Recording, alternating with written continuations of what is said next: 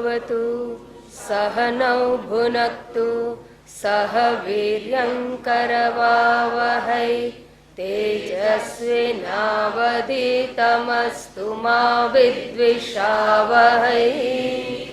ओम शांति शांति शांति। हरि ओम श्री गुरुभ्यो नमः। हरि ओम। सदाशिवसमारम्भां शङ्कराचार्यमध्यमाम् अस्मदाचार्यपर्यन्तां वन्दे गुरुपरम्पराम्। वन्दे गुरुपरम्पराम्। બે પ્રકારના નિધિધ્યાસનની ચર્ચા કરવામાં આવી. એક સમાધિ અભ્યાસ રૂપ નિધિધ્યાસન અને એક બ્રહ્માભ્યાસ રૂપ નિધિધ્યાસન. અને બંને પ્રકારના નિધિધ્યાસનની ચર્ચામાં શ્રુતિ અને સ્મૃતિનો ટેકો પણ આપવામાં આવ્યો. તત્કથનમ તત્ચિંતનમ અન્યોન્ય તત્પ્રબોધનમ એ તરીકે બ્રહ્માભ્યાસ રૂપ નિધિધ્યાસન કહેવામાં આવ્યું. ત્યારબાદ બૃહદારણ્યક શ્રુતિની અંદર પણ કહેવામાં આવ્યું કે તમેવ ધીરો વિજ્ઞાય પ્રજ્ઞામ કુર્વીત બ્રાહ્મણઃ ન અનુધ્યાયન બહુન શબ્દાન વાચો વિજ્ઞાપનમ હિ તદિતિ. એમ કહીને એ પ્રજ્ઞા સ્થિત પ્રજ્ઞતાની પ્રાપ્તિ કર્યા બાદ અનેક દ્વૈત વિષયક ગ્રંથોની કે ઈતર ગ્રંથોની કે ઈતર વિષયક વિષયોની વિચારણા કરવી જોઈએ નહીં. અને એના અનુસંધાનમાં ભગવદ્ ગીતાનો શ્લોક પણ કહેવામાં આવ્યો. અનન્યાશ્ચિંતયંતો મામ યે જનાઃ પર્યુપાસતે. એવું કરો, મને પેલું પણ એક માઈક આપો.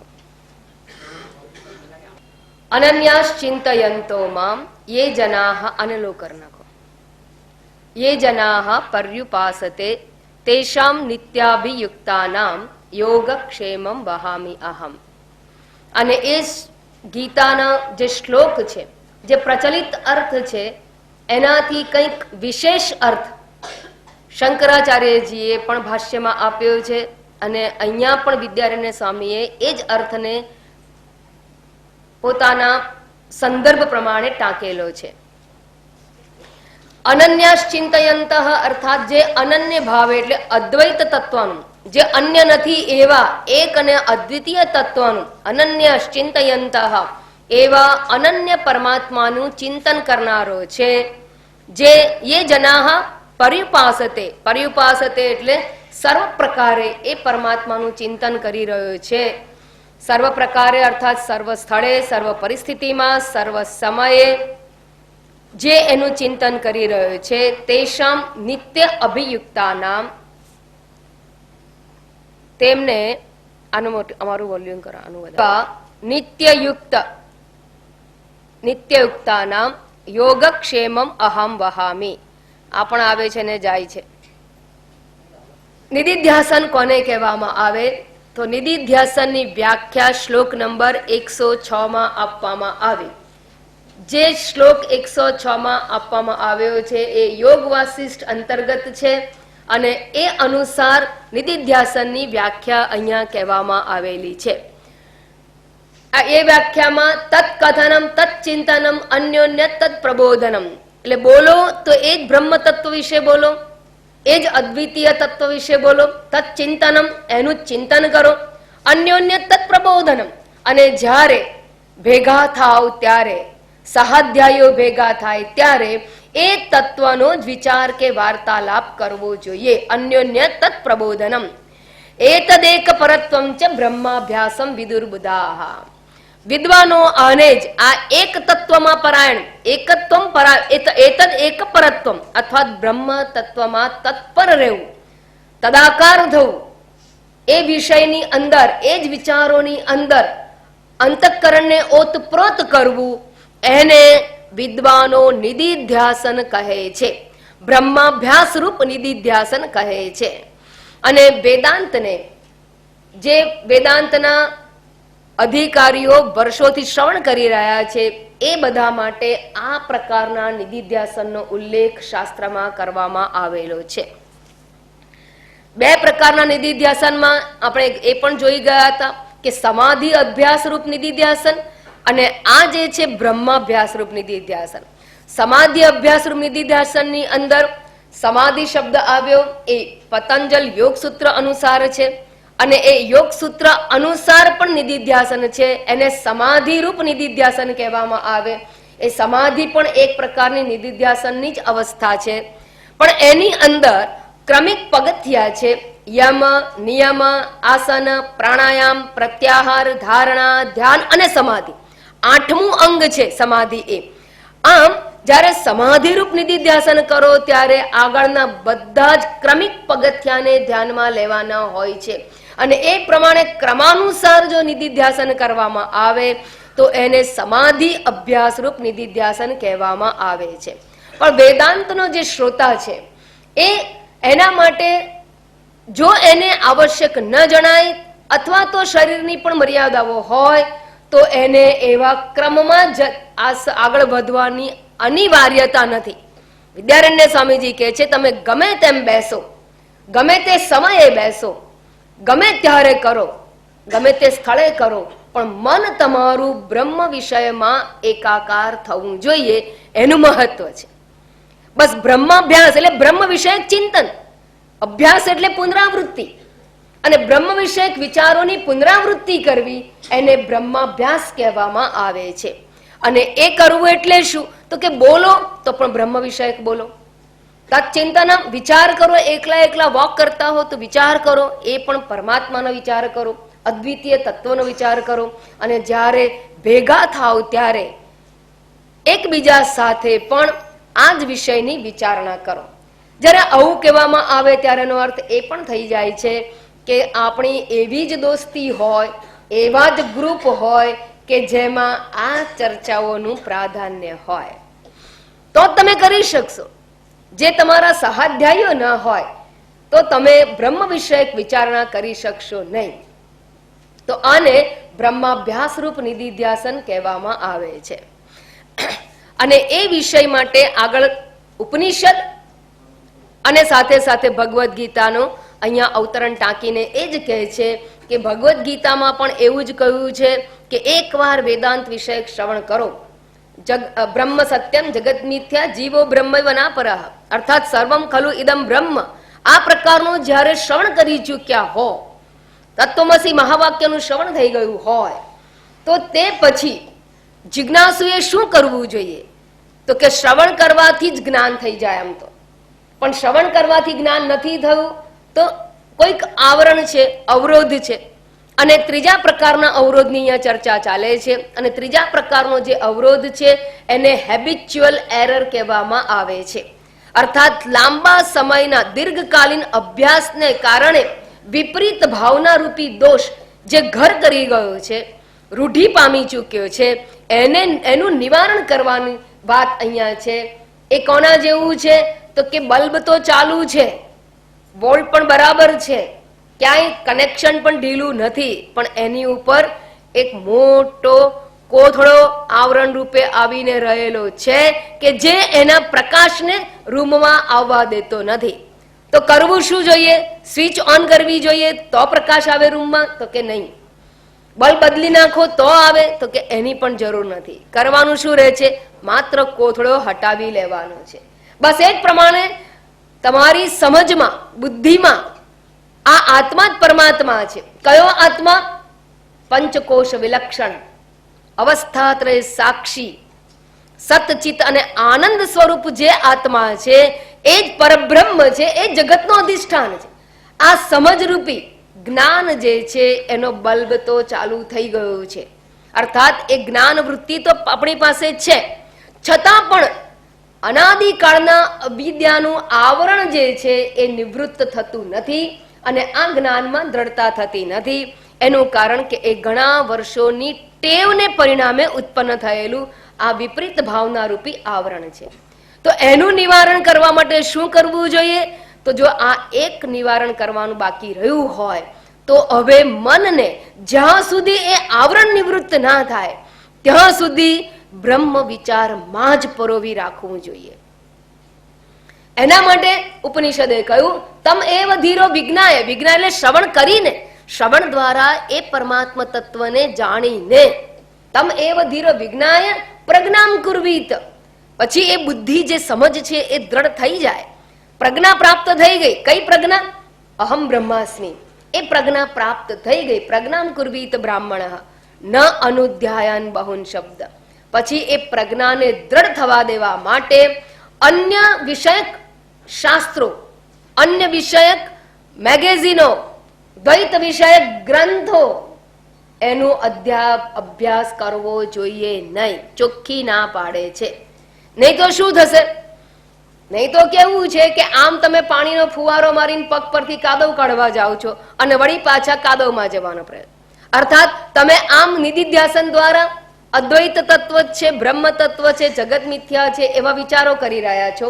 એ સમજને દ્રઢ કરવા જાઓ છો અને વ્યવહારમાં રચ્યા પચ્યા છો. અને અડધો કલાકનું નિધિધ્યાસન અને બાકીના 23.5 કલાકનું આપણું દ્વૈત વિષયક વિચાર હોય તો એ કેટલો સાથ આપે. અર્થાત આપણી મહેનત ઉપર પાણી ફરી વળે. એટલે એવા શ્રોતાઓએ જેણે આ શ્રવણ કરી લીધું છે એ લોકોએ દ્વૈત વિષયક વ્યવહારની અંદર કે એવા ગ્રંથોની અંદર વધારે સમય આપવો જોઈએ નહીં, પરંતુ બ્રહ્માભ્યાસ રૂપી નિધિધ્યાસન કરવું જોઈએ. એ બૃહદારણ્યક શ્રુતિમાં કહ્યું અને એ જ વસ્તુ ભગવદ્ ગીતામાં પણ કહેવામાં આવી. અનન્યાસ ચિંતયંતો મામ યે જનાઃ પર્યુપાસતે. અનન્ય ભાવે જે મારું ચિંતન કરે છે. અનન્ય ભાવે એટલે જીવાત્મા અને પરમાત્મામાં ભેદ નથી. એવી રીતે અભેદ ભાવે જે મારું ચિંતન કરે છે. માતાજી એ તો બરાબર છે, આ જીવાત્મા પરમાત્મા છે, પણ જગત તો ખરું ને, વ્યવહાર કરનારું. જો જીવાત્મા રૂપે તમે પરબ્રહ્મ રૂપ હો ને તો જગત ક્યાં રહ્યું? જગત રહ્યું ક્યારે? જગત ક્યારે ઉત્પન્ન થાય? જગત એટલે દ્વૈત. દ્વૈત નો વિચાર ક્યારે આવે? જ્યારે હું જીવ છું ને તો જ જગત છે. જગત એટલે જીવ એટલે હું અને જગત એટલે તે કે તું.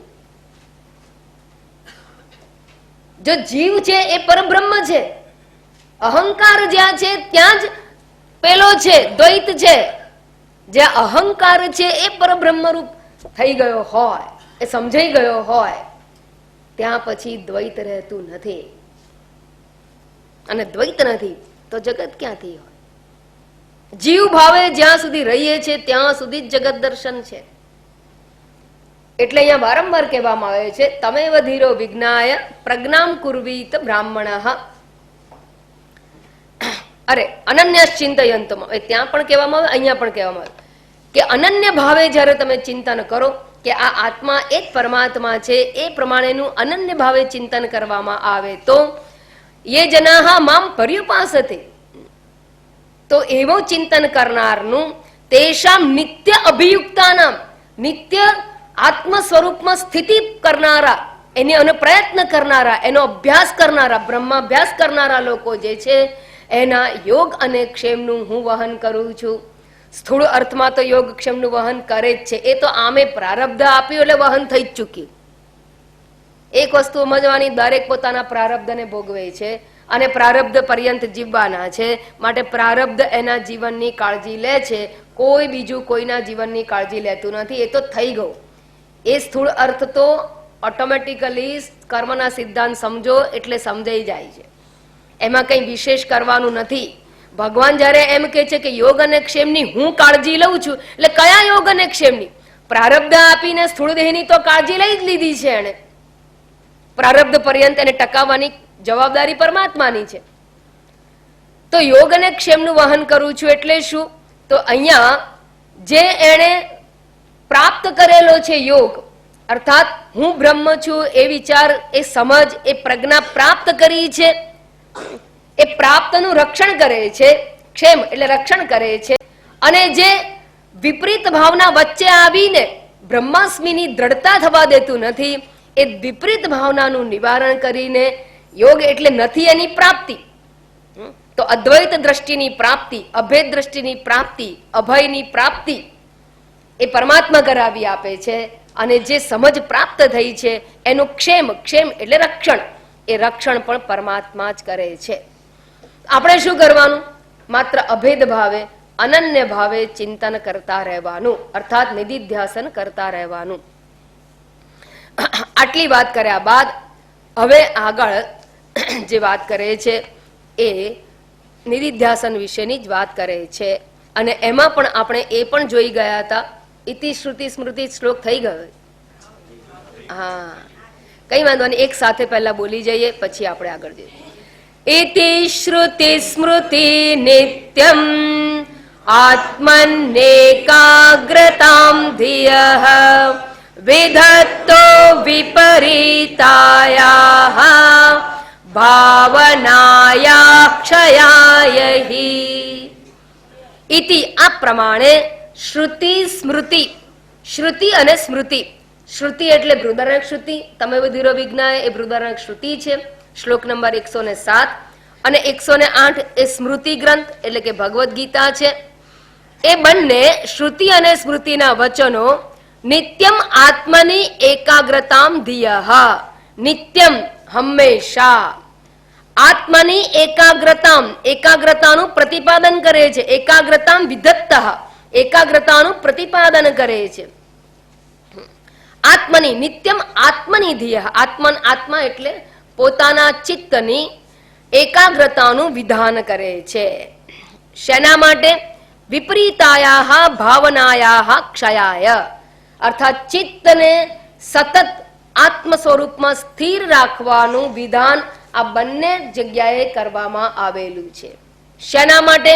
તો અંતિમ શત્રુ મુમુક્ષુનો જે છે એ વિપરીત ભાવનાને દૂર કરવા માટે, વિપરીત ભાવનાની નિવૃત્તિ માટે. એટલે બરાબર સમજજો. એટલે અમારે બીજા ગ્રંથો ભણવાના નહીં, અમારે આ નહીં કરવાનું, એવા પ્રશ્નો કરતા નહીં. કેમ? અહીંયા ચોખ્ખું કહે છે કે જેને ત્રીજો દોષ દૂર કરવો છે એના માટે. આનો અર્થ એ થયો કે જે શ્રવણ કરી ચૂક્યું છે, મનન કરી ચૂક્યું છે, એને આ એક જ દોષ બાકી રહ્યો છે. ના રહ્યો હોય તો કોઈ ચિંતા નહીં, તો જે કરો એ કરો, મુક્ત છે, એને કોઈ વિધિ નિષેધ નડતા નથી. પણ જેને આ ત્રીજો દોષ દૂર કરવો છે એના માટે આ વિધાન કહેવામાં આવ્યું કે વધુ ને વધુ દ્વૈત વિચારોમાંથી મનને મુક્ત રાખવું જોઈએ. અદ્વૈત તત્વના વિચારોમાં ચિત્તની દ્રઢતા કે સ્થિરતા પ્રાપ્ત કરવા માટે હંમેશા આત્મચિંતનમાં પરોવાયેલા રહેવું જોઈએ.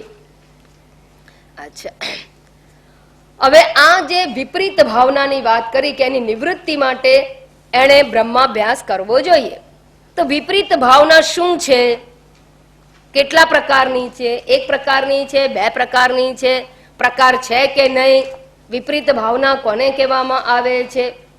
એની સ્પષ્ટ સમજ અને વ્યાખ્યા હવે આપવામાં આવેલી છે. વિપરીત ભાવનાની વ્યાખ્યા, સુંદર વ્યાખ્યાઓ આની અંદર અપાઈ છે.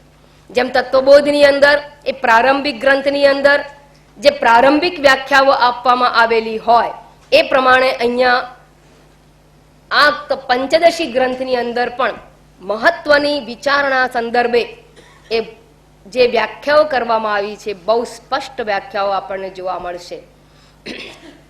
અહીંયા કે છે 110મો શ્લોક, વિપરીત ભાવના એટલે શું, કોને કહેવામાં આવે? અને એ વ્યાખ્યા સમજીએ તો આપણને પણ ખબર પડે કે આપણામાં છે કે નહીં. એ વિચારણા પણ એની અંદર સમાઈ જાય છે. યદ્યથા વર્તતે તસ્ય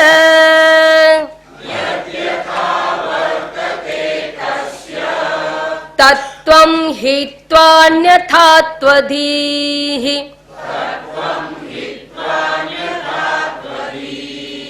વિપરીતા ભાવના સ્યાત પિત્રાદાવરિધિર્યથા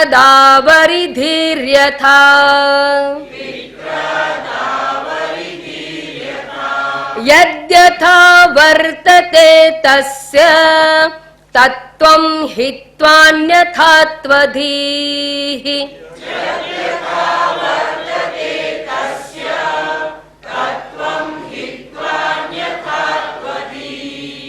વિપરીતા ભાવના સ્યાત પિત્રાદાવરિધિર્યથા.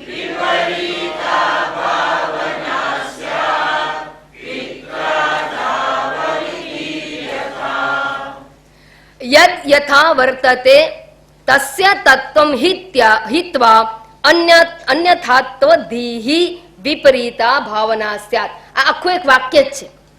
એઝ ઇટ ઇઝ આ વાક્ય જ શ્લોક તરીકે આવી ગયું છે. યદ યથા વર્તતે, યત એટલે જે, યથા એટલે જેવી રીતે, જે જેવી રીતે, વર્તતે એટલે રહેલું છે, વર્તમાન છે, જે જેવી રીતે વર્તીને રહેલું છે એટલે રહેલું છે. તસ્ય તત્વમ હિત્વા, એનું તત્વ છોડી દઈને, જે જેવું છે એ વિચાર છોડી દઈને, અન્યથાત્વ, અન્યથા એટલે અન્ય પ્રકારે, જો સર્વથા સર્વ પ્રકારે, અન્યથા અન્ય પ્રકારે, થા છે ને એ પ્રકાર સૂચવે છે. તો અન્યથાત્વ એટલે અન્ય પ્રકારે હોવા પણ એવી બુદ્ધિ, ધીહી એવી બુદ્ધિ, અન્યથાત્વ ધીહી, વિપરીતા ભાવના સ્યાત, એને વિપરીતા ભાવના કહેવામાં આવે છે. એટલે શું? એટલે કે છે કે જે જેવું રહેલું છે એને બદલે એને બીજા રૂપે જોવું, બીજા પ્રકારની બુદ્ધિ પ્રાપ્ત કરવી, એને વિપરીત ભાવના કહેવામાં આવે છે. એટલે દાખલા તરીકે દોરી પડી છે અને ભૂલથી આપણે એને સાપ બુદ્ધિ કરવી, સાપ છે નહીં, સાપ બુદ્ધિ કરીએ છીએ. આ ભ્રાંતિ છે ને એ માત્ર વિચાર દ્વારા જ જન્મેલી છે. સર્પ બુદ્ધિ કરો અને સર્પ દેખાય. એટલે આપણે કહીએ છીએ જેવું મન એવું જગત. હા, જેવી દ્રષ્ટિ તેવી સૃષ્ટિ. જો તમે સર્પ બુદ્ધિ કરો તો સર્પ જેવું દેખાય, ભૂછિદ્ર બુદ્ધિ કરો તો ભૂછિદ્ર દેખાય, હાર પડ્યો છે સુકાયેલો બુદ્ધિ કરો તો એ બુદ્ધિ એમ એવું દેખાય. અને દોરી બુદ્ધિ એટલે યથાર્થ બુદ્ધિ જે છે એ ન થાય ત્યારે આવી કોઈ પણ પ્રકારની મતિ, અન્યથા બુદ્ધિ, એ પ્રકારે એને જોવું, એને વિપરીત ભાવના કહેવામાં આવે છે. એને પ્રકારે મિસ્ટેક એટલે ભૂલ. મિસ્ટેક એટલે શું? બે વસ્તુ એની અંદર આવે, મિસ અને ટેક. હા, you miss what it is and you take what it is not. હા, એટલે you miss and you take, એને વિપરીત ભાવના કહેવાય. હવે આવડી જશે તમને. જે છે એ નથી ગ્રહણ થતું અને નથી એ ગ્રહણ કરી લો છો, એને જ વિપરીત ભાવના કહેવામાં આવે છે. મિસ્ટેક ક્યારે થાય? ખબર ના હોય ત્યારે. ભૂલથી આપણા ચપ્પલ પહેરાઈ જાય, બીજાના ચપ્પલ પહેરાઈ જાય. ક્યારે પહેરાઈ જાય? આપણા છે એવું માનીને પહેરાઈ જાય છે. પણ એવું ક્યારે પહેરાઈ જાય? જ્યારે તમારું ધ્યાન વાતોમાં હોય અને વાતો કરતા કરતા બહાર નીકળે અને તમે વાતો જ કરો છો, ચપ્પલમાં ધ્યાન નથી આપતા, અને જે તમારા પગમાં ફિટ, અને પાછું ફોર્ચ્યુનેટલી તમારા પગમાં ફિટ થઈ ગઈ એટલે તમે પહેરી લીધા.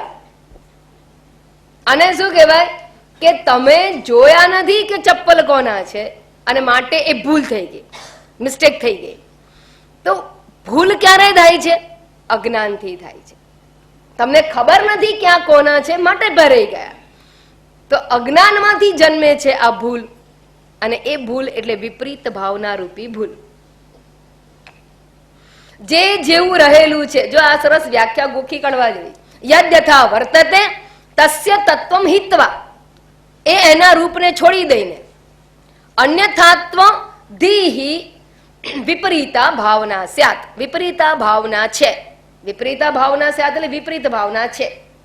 વિપરીત ભાવના શું છે? જે જેવું છે, યદ્યથા વર્તતે તસ્ય તત્વમ હિત્વા, એનું તત્વ તે પણ છોડી દઈને, અન્યથાત્વ ધીહિ, અન્ય પ્રકારેની બુદ્ધિને પ્રાપ્ત કરવી, ગ્રહણ કરવું. અન્ય પ્રકારે ગ્રહણ કરવું એટલે માનવું, સમજવું, જાણવું, એ મતિ કહેવાય. ધી એટલે બુદ્ધિ, એને વિપરીત ભાવના કહેવાય. એટલે આ વિપરીત ભાવના માત્ર રજ્જુ સર્પ છે એવું નહીં. જો સૂર્ય કેવો છે તો કે સ્થિર છે, તો યદ યથા વર્તતે, સૂર્ય જે સ્થિર રહેલો છે એનું સ્થિરપણું છોડી દઈને, તસ્ય તત્વમ હિત્વા, એનું સ્થિરપણું છોડી દઈને, શું કરીએ છીએ? અન્યથાત્વધી, અન્ય પ્રકારે એટલે શું? સૂર્ય ગતિ કરે છે, સૂર્યોદય થયો, મધ્યાહન થયો, સૂર્યાસ્ત થયો એટલે સૂર્યનો અસ્ત થયો, સૂર્યનો ઉદય થયો એટલે સૂર્ય આવ્યો અને સૂર્ય ગયો. આ અન્યથાત્વ કહેવાય. આ બુદ્ધિ પ્રાપ્ત કરવી એને શું કહેવાય? વિપરીતા ભાવના. આવી તો જગતમાં કેટલી છે. યદ યથા વર્તતે, કેમ? આકાશ કેવી રીતે રહેલું? કથમ વર્તતે, આકાશ કેવી રીતે રહેલું છે? તો કે જે આકાશ છે એ કલરલેસ, સ્મેલલેસ, કલરલેસ. જો આકાશને કલર હોત તો એ ખાલી જગ્યાનો વિષય હોત. બોલો તો જવાબ. પંચદશીના શ્રોતા જવાબ આપો.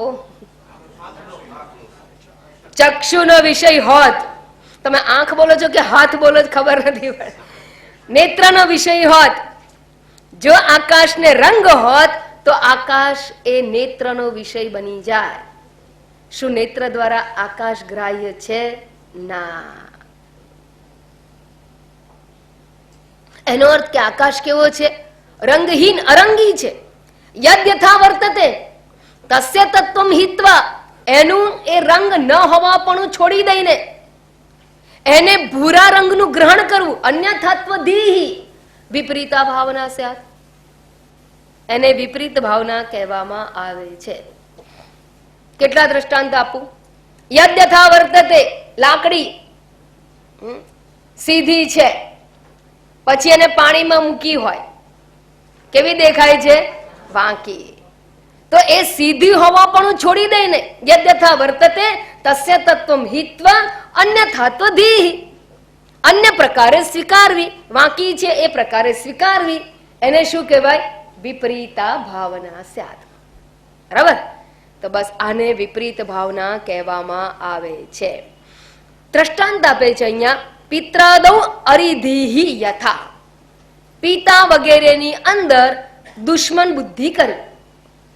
બાળક અણસમજુ હોય અને બાપ એને ના પાડે વારંવાર, કારણ કે એ જરા હોય જ એવો અડિયલ ટપ્પુ જેવો, અને વારંવાર એવી જ માગણી કરે કે જે યોગ્ય ના હોય.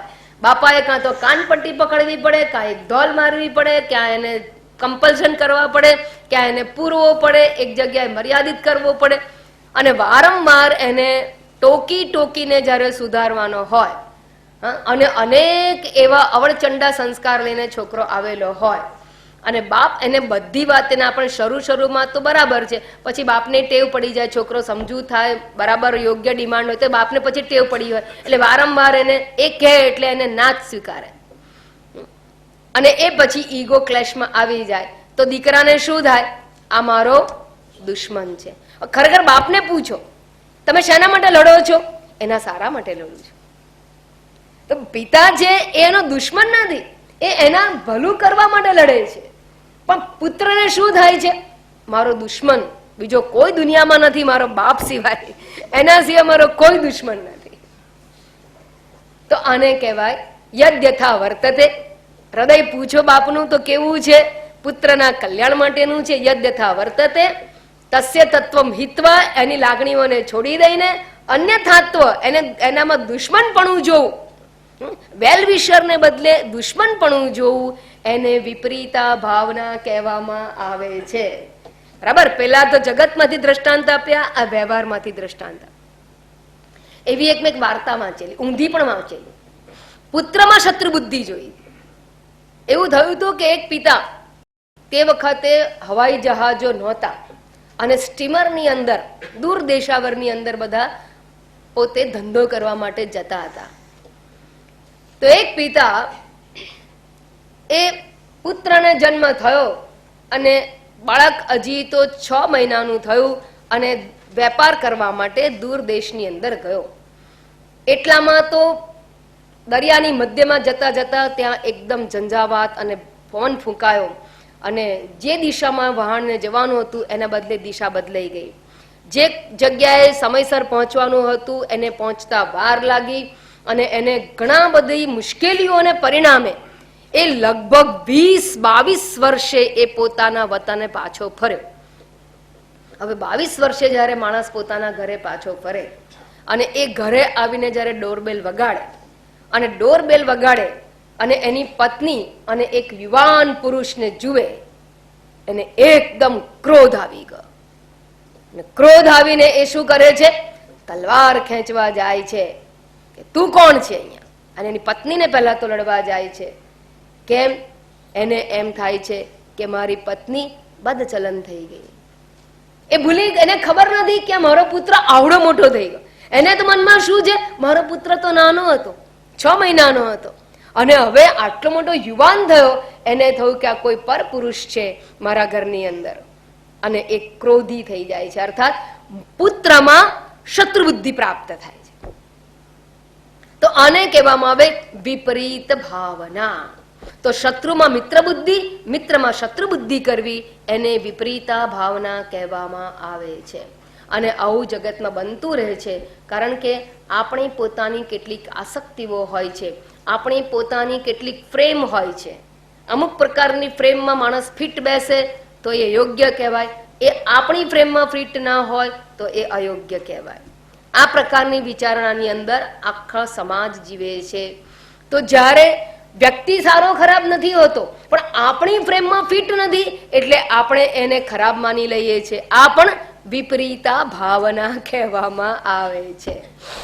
બધાની પોતાની કલડ બુદ્ધિ હોય એને અનુસાર જગતને જુએ છે, અને માટે આ વિપરીત ભાવનાને પ્રાપ્ત થઈ જાય છે. અને આપણો આખો વ્યવહાર આપણી મતિ અનુસાર ચાલે છે. જેવી મતિ એવો વ્યવહાર. આપણને એવી ખબર પડે કે આ આપણા માટે નુકસાનકારક છે, બસ એવી ખાલી ખબર પડે અને આપણે વ્યવહાર ખરાબ કરતા થઈ જઈએ. ખાલી એવી ખબર હોય નહીં માણસ સારો, પણ ખબર હોય કે આ બહુ સારો છે આપણા માટે, અને આપણે આપણી ટોળીમાં ભેળવી દઈએ. એવું લાગે સીબીઆઈ વાળાને કે આ તો બહુ વફાદાર છે દેશનો, અને લઈ લેવામાં આવે. પછી કૌભાંડ પકડાય ત્યારે ખબર પડે કે આ તો દુશ્મન દેશનો માણસ અહીંયા આવી ગયો છે, અથવા અહીં બેસીને બધી જ ઇન્ફોર્મેશન ત્યાં મોકલે. આ બધી વિપરીતા ભાવના છે.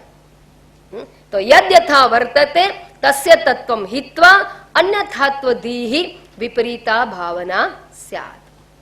આવડી ગયું? અઘરું સંસ્કૃત. એને ઇંગ્લિશમાં કહેવું હોય તો non apprehension of the reality and misapprehension of the same is called વિપરીત ભાવના.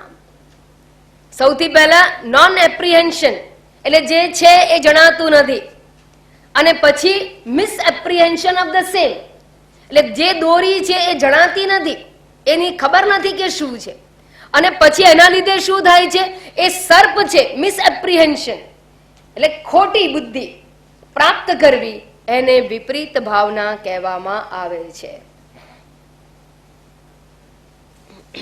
તો વિપરીતા ભાવના સ્યાત. પિત્રાદાવરીધીર યથા, એ તો દ્રષ્ટાંત આપીને કે છે પિત્રાદૌ, પિત્ર વગેરેની અંદર અરિધીહી, અરિ એટલે શત્રુ, દીહી એટલે બુદ્ધિ, શત્રુ બુદ્ધિ, યથા એટલે જેવી રીતે પિતા વગેરેની અંદર અપરિપક્વ બાળક મળે શત્રુ બુદ્ધિ થતી હોય છે, બસ એવી રીતે. તો આને વિપરીત ભાવના કહેવામાં આવે છે. હવે આ તો વ્યાખ્યા કરી, અને આપણે સૂર્યના દ્રષ્ટાંતમાં જોયું, આકાશમાં જોયું, લાકડીમાં જોયું, સર્જુ સર્પમાં જોયું, જગત વ્યવહારમાં વિપરીત ભાવના કોને કહેવામાં આવે છે એ જોયું. પણ મુમુક્ષુ માટે આ વિપરીત ભાવના ક્યાં અપ્લાય થયેલી છે અને કેવી રીતે રહેલી છે? તમે તો એમ કહેશો કે માતાજી અમે તો જાણીએ જ છે કે સૂર્યોદય સૂર્યાસ્ત થતો જ નથી, ખાલી એ તો બોલીએ છીએ, પણ અમને તો બધી ખબર છે કે સૂર્ય સ્થિર છે ને પૃથ્વી ફરી રહી છે. અમને લાકડી વાંકી નથી એ ખબર છે, આ તો ખાલી પાણીમાં દેખાય, બધું જાણીએ છીએ, એટલે અમને એવી કઈ વિપરીત ભાવના નથી. એમાં નથી, પણ કે શેમાં છે એનું હવે વર્ણન આ વિદ્યારણ્ય સ્વામી કરે છે. શ્લોક નંબર 111. આત્મા દેહાદિ ભિન્નોયમ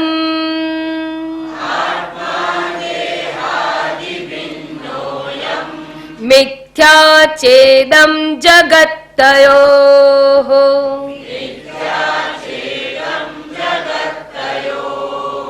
દેહાદ્યાત્મત્વ સત્યત્વ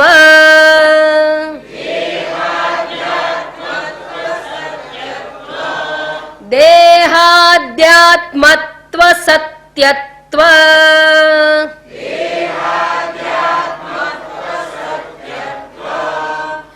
ધીર્વિપર્યય ભાવના.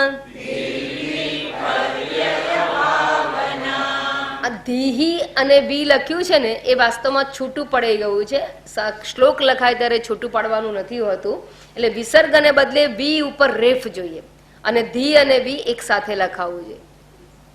એકચ્યુઅલી નીચેની આખી લાઈન એક સાથે જ છે. It is only one word સમાસ છે. ધીર્વિપર્યય ભાવના આત્મા દેહાદિ ભિન્નોયમ મિથ્યા ચેદમ જગત્તયોઃ.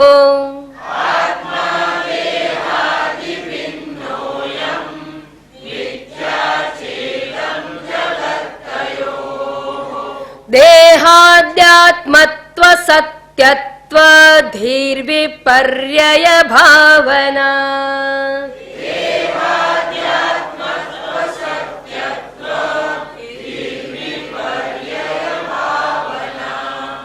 બે પ્રકારની વિપરીત ભાવના રહેલી છે. કઈ કઈ બે પ્રકારની? તો કે છે એક આત્મા વિશેની અને એક અનાત્મા વિશેની. કેમ? આ જગતમાં બે જ વસ્તુ છે, એક આત્મા અને આત્મા સિવાયનું હોય એને અનાત્મા કહેવાય. એટલે બધું જ આવી ગયું. આ આત્મા અને અનાત્મા બે વસ્તુ હોવાથી બે વિષયક ભ્રાંતિ રહેલી છે. કે છે અહીંયા આત્મા દેહાદિ ભિન્ન અયમ. હવે આત્મા વિશે કઈ ભ્રાંતિ છે? તો કે અયમ આત્મા, આ આત્મા દેહાદિ ભિન્ન, અયમ આત્મા દેહાદિ ભિન્ન, આ આત્મા દેહ વગેરેથી જુદો છે. દેહ વગેરે એટલે શું? આદિ કહીને શું કે છે? દેહ એટલે સ્થૂળ દેહ અને આદિ એટલે સૂક્ષ્મ અને કારણ શરીર, અથવા દેહ એટલે અન્નમય કોષ અને આદિ કહીને બાકીના 4 કોષ. એટલે શું આવ્યું? તો કે બધું અનાત્મા. દેહાદિ અહંકારાદિ દેહાદાંગ, એટલે અહંકારથી માંડીને દેહ પર્યંતનું જેટલું છે એટલું બધું અનાત્મા છે. આત્મા એ બધાથી જુદો છે. અહંકાર કોને કહેવામાં આવે? અહંકાર કોને કહેવામાં આવે? અહમ વૃત્તિ એટલે સૂક્ષ્મ શરીર અને એમાં પડેલું ચૈતન્યનું પ્રતિબિંબ એટલે ચિદાભાસ. તો ચિદાભાસ અને હું વૃત્તિ એ બંને પણ અનાત્મા છે. એટલે અહંકાર પણ અનાત્મા છે. અહંકારથી માંડીને બધું જ અનાત્મા છે.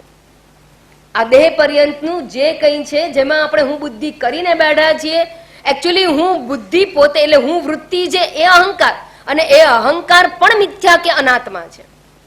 એટલે કે એ અનાત્મા છે. એટલે અયમ આત્મા દેહાદિ ભિન્ન, એટલે આ આત્મા અહંકારથી દેહ પર્યંતથી જુદો છે. આ બધાથી જુદો છે. 3 શરીરથી જુદો, 3 અવસ્થાથી જુદો, 5 કોષથી જુદો, એવો આ આત્મા છે. અને આપણે વ્યવહાર કેવી રીતે કરે છે? અહંકારથી. એટલે ક્યાં જાચીએ છીએ આપણે? અનાત્મામાં. એ જુદો છે આત્મા, આ બધાથી જુદો છે. વ્યવહાર યોગ્ય જગત અને વ્યવહાર કરનારું જે ચિત્ત કે મન વગેરે બુદ્ધિ વગેરે છે તે બધું એ બધાથી આ આત્મા વિલક્ષણ છે. અવસ્થા ત્રય સાક્ષી પંચકોશાતીત શરીરત્રય વિલક્ષણમ, એવો જે છે એ આ આત્મા છે. અને ઇદમ જગત મિથ્યા. ઇદમ જગત મિથ્યા. તો ઇદમ જગત એટલે કયું જગત? દ્રશ્ય જગત છે એટલું જ નહીં, ઇદમ જગત એટલે બધું જ આવી ગયું. બધું એટલે શું? અહંકારથી માંડીને બધું ઇદમ છે. આ ઈગો બહુ હેરાન કરે છે. આ ઈગો નચાવે છે. આ ઈગો છે એ બહુ બધું માગે છે. તો ઈગોથી માંડીને એટલે અહંકારથી માંડીને આખું જગત, બાકીનું બધું એ જગત કહેવાય. આ શરીર પણ જગતનો એક ભાગ. સૂક્ષ્મ શરીર એ પણ સમષ્ટિ સૂક્ષ્મ શરીર જગતનો એક ભાગ છે. સૂક્ષ્મ જગતનો ભાગ છે સૂક્ષ્મ શરીર, અને સ્થૂળ શરીર સ્થૂળ જગતનો ભાગ છે. તો ઇદમ જગત એટલે ઇદમ કહેતાની સાથે આત્માથી ભિન્ન બધું જ આવી ગયું. નોટ ઓનલી કે ભાઈ આપણે આ શરીરથી બાકીનું છે એટલું જ નહીં, આ બધું જગત અંતર્ગત આવી ગયું. અને એ કેવું છે? મિથ્યા છે. વાસ્તવમાં મિથ્યા છે. મિથ્યા છે એટલે કેવું છે? વિચારણીય નથી. મિથ્યાનો વિચાર કરવાનો. સાપ છે એ મિથ્યા છે એવું જયારે કહેવામાં આવે એનો અર્થ શું થાય? એ સાપ કરડશે, ક્યારે કરડશે, કેટલું પોઈઝન હશે, અત્યારે તો નથી, ડાયો ડમરો બેઠો છે, પણ પછી અંધારું થશે તો મને એવું વિચાર કરવાની જરૂર ખરી? ચિંતાનો વિષય છે ના. અશોચ્યાન અન્વશોચસ્ત્વમ. એમ આ આખું જગત સર્પવત છે, અને આપણે શેનો વિચાર કરીએ છીએ? એને જ ચિંતાનો વિષય બનાવીએ છીએ. જેનો વિચાર કરવા યોગ્ય નથી, જેની ચિંતા કરવા યોગ્ય નથી, કારણ કે મિથ્યા છે એવું આ આખું જગત છે. ઇદમ જગત તયોહો, એ બંનેની અંદર તયોહો, એમાં બે ની અંદર બે વસ્તુ કહી દીધી. એક તો અહંકારથી માંડીને આખું જગત છે એક બાજુ, અને બીજી બાજુ આત્મા છે. આ બંનેની અંદર દેહાદિ આત્મત્વ સત્યત્વ ધીહી, એની અંદર બે વસ્તુ આવી ગઈ. દેહાદિ આત્મત્વ, દેહાદિમાં હું બુદ્ધિ, આત્મબુદ્ધિ. અહંકારથી દેહ પર્યંતમાં આત્મબુદ્ધિ કરીને બેઠા છીએ. અને જગતી સત્યત્વ બુદ્ધિ, અહીં બે વસ્તુની આવી ગઈ, આત્મા અને અનાત્મા. તો આપણે આત્મબુદ્ધિ ક્યાં કરીએ છીએ? દેહાદિમાં. અને જગતમાં કઈ બુદ્ધિ કરે છે? સત્યત્વ બુદ્ધિ. જગત મિથ્યા છે એમાં સત્યત્વ બુદ્ધિ કરીએ છીએ, એટલે સાચું છે એવી મતિ કરીએ છીએ. અને જે આત્મા દેહાદિથી વિલક્ષણ છે એને આ દેહાદી આત્મા છે એ પ્રકારે ગ્રહણ કરીએ છીએ. એટલે હું દેહાદી છું એ પ્રકારે ગ્રહણ કરીએ છીએ. તો બંને પ્રકારની આ ખોટી બુદ્ધિ, એને વિપરીત ભાવના કહેવામાં આવે છે. વિપર્યય ભાવના, આને વિપરીત ભાવના કહેવામાં આવે છે.